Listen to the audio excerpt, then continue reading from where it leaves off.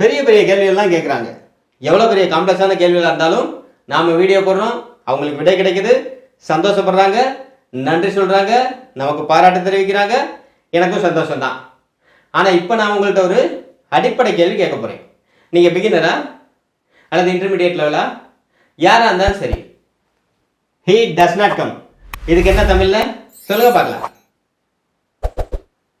யாராவது அவசரப்பட்டு அவன் வரவில்லை அப்படின்னு சொல்லிடாதீங்க. ஏன்னா அது past tense. he did not come அப்படின்னா தான் அவன் வரவில்லை. அப்போ இதுக்கு என்ன தமிழில் யோசிங்க. இங்கிலீஷ் கற்றுக்கணும்னு நினைக்கிற தமிழ் மக்கள் தெளிவாக கற்றுக்கிட்டு எங்கேயா இருந்தாலும் சரி பயம் இல்லாமல் துணிச்சலாக பேசணும், நல்லா இருக்கணும். அதுக்கு தான் நம்ம சேனல், இந்த முயற்சி எல்லாமே.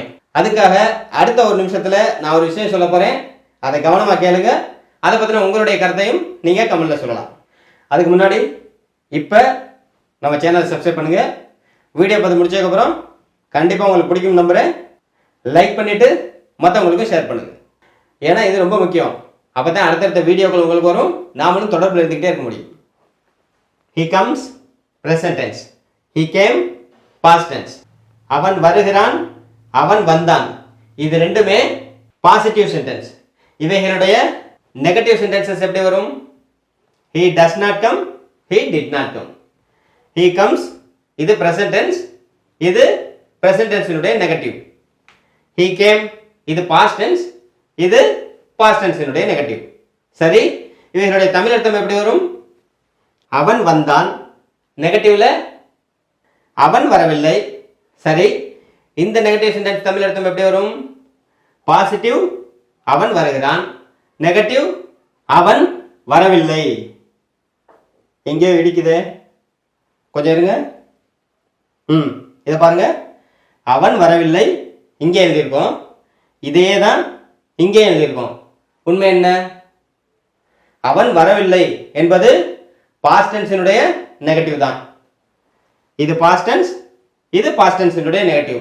அப்போ அவன் வரவில்லை என்பது இங்கே வருவது தான் சரி, இங்கே வருவது தப்பு. he does not come அவன் வரவில்லை என்பது தப்பு. அப்போ he does not come இதனுடைய சரியான தமிழ் அர்த்தம் எப்படி வரும்? தெரிஞ்சவங்க கமெண்ட்ல சொல்லுங்க. பொதுவாக இது மாதிரி பிரச்சனைகளெல்லாம் நாம் பிகினராக இருக்கும்போதே சரி பண்ணிடணும், இல்லைன்னா பின்னாடி கஷ்டம். எப்போவுமே குழப்பம் இருந்துகிட்டே இருக்கும், தெளிவாக இருக்க முடியாது. ஒரு வீட்டுக்கு ஃபவுண்டேஷன் எவ்வளோ முக்கியமோ இங்கிலீஷுக்கு டென்சஸ் அவ்வளோ முக்கியம். ஃபவுண்டேஷன் ஸ்ட்ராங்காக இல்லாத வீடும் டென்சஸை சரியாக கற்றுக்காதவருடைய இங்கிலீஷும் ஆட்டம்தான், ஸ்டடியாக இருக்க முடியாது. ஆகவே beginners, he did not come அவன் வரவில்லை இது சரி. he does not come அதுக்கும் அவன் வரவில்லை அப்படின்லாம் சொல்லி டென்சஸை கொலை பண்ணக்கூடாது. டென்சஸ் தான் இங்கிலீஷுக்கு ஃபவுண்டேஷனே. அதனால இங்கிலீஷ் கற்றுக்கிறதுக்கு சரியான ரூட் எது அப்படிங்கிறத கண்டுபிடிங்க, அதில் பயணம் செய்யுங்க, சக்ஸஸ் பண்ணுங்கள். நம்ம சேனலை சப்ஸ்கிரைப் பண்ணுங்கள். உங்களுக்கு எதுவும் சந்தேகம்னா கேளுங்க. சந்திப்போம்.